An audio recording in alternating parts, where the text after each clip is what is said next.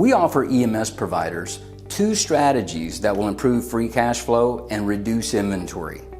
One involves an immediate reduction of inventory from your balance sheet, and the other is a go-forward strategy for upcoming purchases of inventory. The first strategy involves Partstat purchasing inventory from your balance sheet while in compliance with all SOX guidelines. This creates an immediate improvement of free cash flow and at no cost to our EMS customers. The second strategy is to preserve operating cash on a go-forward basis by partnering with Partstat to purchase all end-of-life inventory on your customer's behalf before the last time buy date. Partstat will then provide your OEM customers an extended term to take delivery and pay for the inventory.